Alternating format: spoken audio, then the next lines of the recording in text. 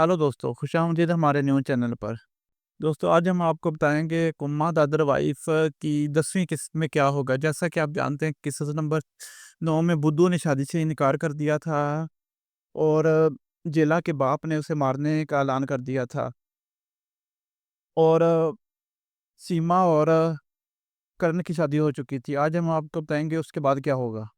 हवेली के अंदर से कुदरत सीमा से कहती है कि करण जाने लगा कहीं पर, वो 2 दिन के बाद आ जाएगा। तुम ऐसे करो, उसे अंगूठी पे ना दो।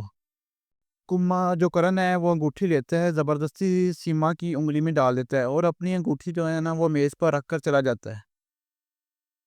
सीमा गुस्से से भी निकल जाती है कमरे से। उधर मोहल्ले में लैला की बहन फिर रात के करीब आने की कोशिश करती है और मगर वो इसे सख्ती से नज़रअंदाज कर देता है। और उसके बाद हम देखेंगे कि जो जेलान के घर में ना उसका जालिम बाप और भाई मुस्तफ़ा जंगू से कहता है कि रस्म तो रस्म है, ये होकर रहेगी। जेला रोते हुए आगे बढ़ती है। जालिम बाप कहता है कि तुम्हारे भाई का इंतजार है, इसे फोन करो, मगर याद रखो असल बात मत बताना। जंगो इसके करीब आकर कहता है कि कुछ मत कहना, वो बहुत टूट जाएगा। जेलान आंसू बहाते हुए कॉल करती है। दूसरी तरफ इसका भाई जेल में है। वो पूछता है, क्या हुआ बहन, सब खैरियत है? जेलान हचकों में डूबी हुई कहती है कि मैं बस ये बताने के लिए कॉल कर रही हूँ कि मैं तुमसे बहुत मोहब्बत करती हूँ और अब तुमसे मिलने कभी नहीं आ सकूंगी।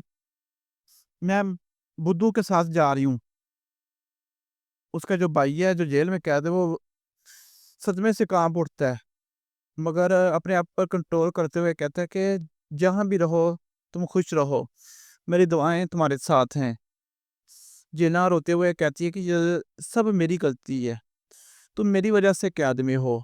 भाई जवाब देता है कि तुम बहन मेरी बेकसूर हो, मैं तुमसे बहुत मोहब्बत करता हूँ।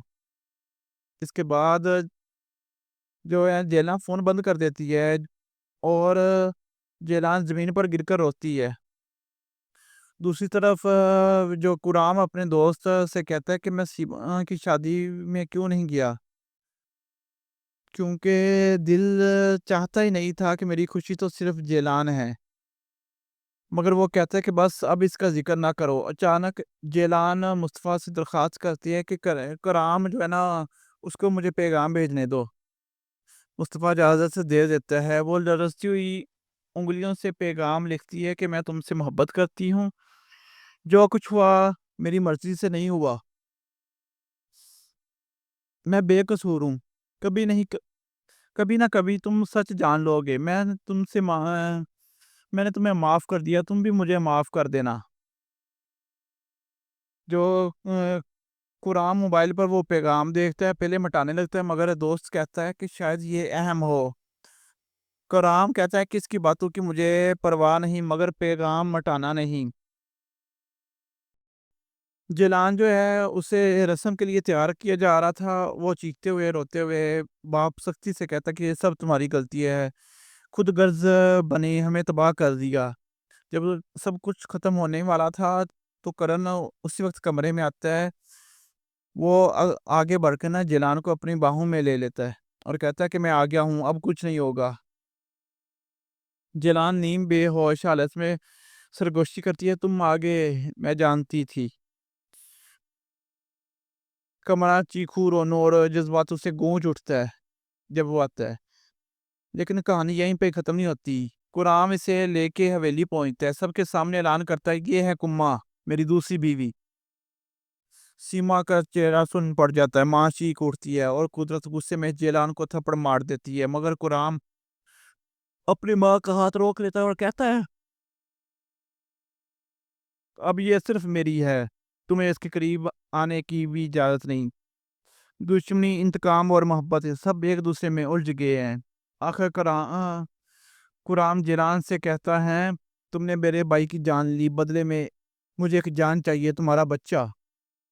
उधर सीमा अपना सामान बांध कर हवेली छोड़ने की तैयारी करती है, मगर कुदरत उसे समझाती है कि बर्दाश्त करो। कुराम सिर्फ बदला ले रहा है, वक्त आने पर वो जेलान को घर से निकाल देगा। اب اس سے آگے کیا ہوگا جاننے کے لیے ہمارے چینل پر بنے رہیے گا. شکریہ.